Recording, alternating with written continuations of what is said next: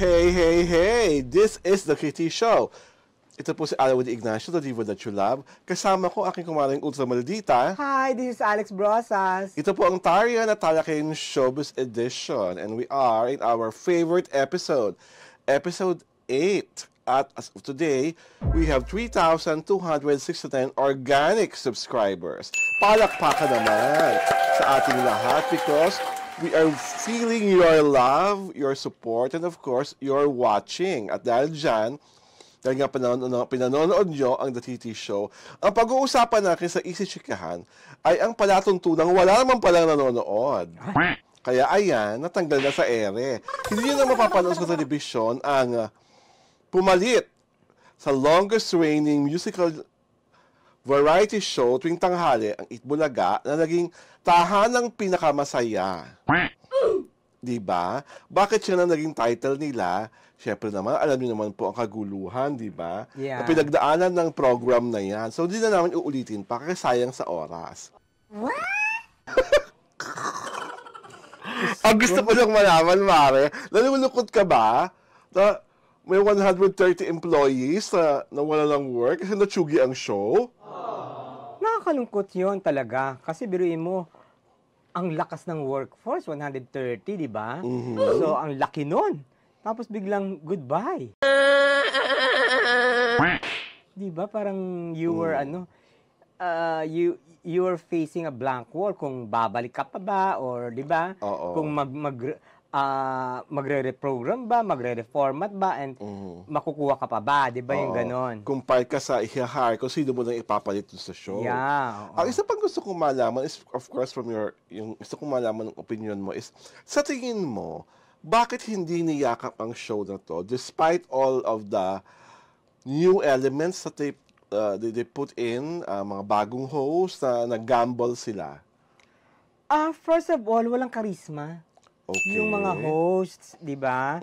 So parang, at saka parang wala din silang chemistry, parang watak-watak. Alam mo yon? Okay. Kasi dapat yon may chemistry ka, pangmasa kayo, di ba? Pero parang ito kasi parang hindi sila tawag dito, gathered together. Parang hindi pa sila swak na swak. Oo, hindi sila swak na swak, di ba? Pangalawa, walang pasabog na segment okay. na dapat tumatak sa audience, di ba? Hinihikayat na panoorin sila. Oo. Okay. Pangatlo, tawag dito, syempre, bigatin ng mga kalaban. So, dapat nagpakita kang gilas, nagpakita ka ng di ba? Ng something new. Eh, wala diba? Sapat na ko si Buboy Villar. Who's Buboy Villar? Charot. Sapat na rin raw si Cherry Solomon. Ha? Sapat na rin raw si Betong Sumaya. Wow. Para manghikayat ng mga audience na bago. At sapat raw si Yorbe at si Paolo Contis. Naku Diyos ko. Sapat ba ba yan? Bakit natsugi? Diba? If there's one thing na na-realize ko sa pagkakasara ng show na to, is that lahat ng bagong artists ng GMA7 na inilagay sa show na ito, wala naman palang panghatak sa audience. Diba? Kasi kung may panghatak, for example... Like who ba? For example, the twins. The Legaspi twins. Si Maverick, saka si... Cassie. Si Cassie. Wala naman palang following. Oo. Diba? For all your social media digits, wala naman pala kayong following.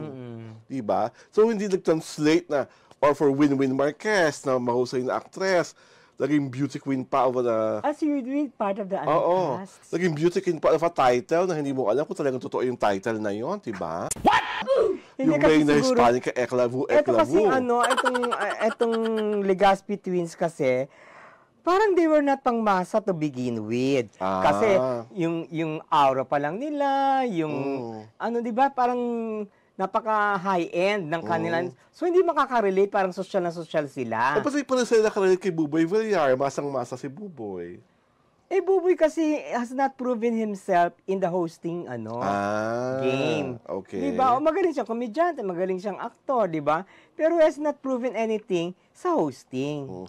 So sa 9 months na yun, nandun si Yorme na everyday pumupunta sa mga masa, nagbibigay ng kung ano-anong mga pera at kung ano-ano pa. Kahit si Yorme, wala na palang pool. Well, ganun talaga kasi una-una ang nakikita sa kanya siguro it's because hindi siya nanalo. Di ba? Okay. Alam mo naman mga Pilipino, Ayaw di niya ba? maka-identify sa mga talunan. Oo. Pangalawa, nag-e-effort naman talaga siya na paangatin ng show, di ba? Pero siguro ang nakadagdag din ng hindi rin maganda yung image ni Paolo Contis. Kasi nga, di ba, ang dami niyang issue, tapos medyo mataray pa siya magsalita, di ba? Kaya hindi siya na Kaya hindi umalagwa. Oo, hindi siya... So, sino ang dapat talagang sisihin sa pagkasara ng show na to? Everybody. Di ba? Kasi it's a collective effort of everyone. Di ba? Whoever, not a single one is at fault.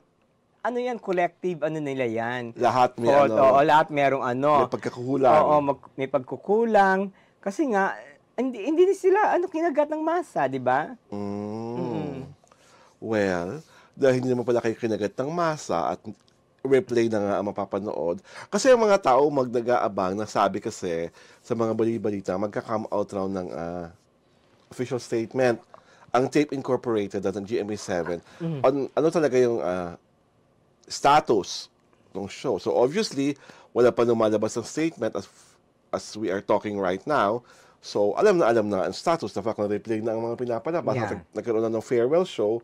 Farewell na talaga. Ang kaabang-abang, totoo nga bang ang It's Showtime ang ilalagay sa time slot? O there is a clamor. Or yung network-produced na TikTok something.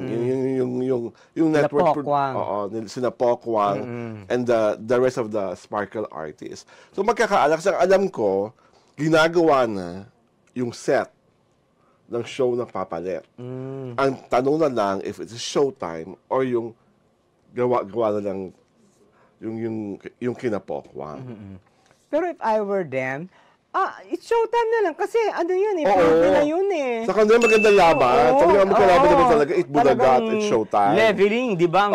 Hindi kasi, ang dami-dami na show Pokwang, at saka sino-sino pa ba yun na wala kang ibabat-bat. Wala kang ibabat-bat sa Sa It Bulaga. At sa It's Showtime. Parang ang mangyayari, kung ano lang nangyayari sa tahanan, pinakamasaya. You were David in the fights of parang Goliath. Kung ano nangyayari sa tahanan, you will suffer the same. You suffer the same consequence.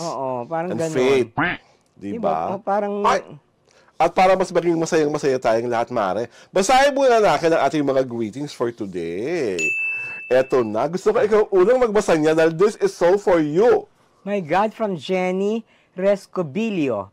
Ang sexy ang sexy ni Madam Ultra Maldita Alex Bros.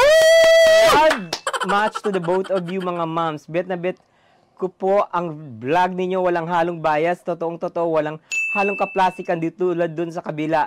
Marites show. Masyadong bias. Love much watching from London. And it did not come from us, and since you're watching from London, I hope you are enjoying your afternoon tea with scones and of course with the Queen of England. From Fernando Crisostomo, one of our regulars, ang sarap niyong panoorin. Iba talaga pag brainy ang mga hosts. Wow! Nakaka-flatter naman yan. Ginoong Crisostomo, mahal na talaga kita.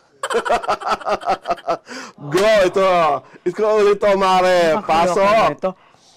Erdrache 8. Thanks for defending Kim. Gulat ako kay Alex Brosas. Tumatak kasi siya sa akin nung 2 media cons for Linlang because of the way she asked questions. Parang beauty contest at para siyang maldita. Naalala ko, natakot pa sa kanya sina Paulo at Kim. Ha, ha, ha. My God! Reaction shot mo muna dyan, Mare, bago ko basahin ng last What can you say? What say you? Na nagmarka ako sa iyo, di ba? Because not everyone is making a mark on anybody, di ba? Parang Wow, what did I do to deserve this? Diba?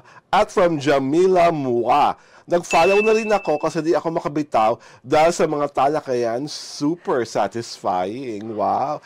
Thank you, Jamila. And on that note, ito po si Ara with Ignacio, the diva that you love. Kasama ko, aking kumaring ultra maldita. Hi, this is Alex Brosas. This is The Kitty Show, ang taray na talakayan showbiz edition.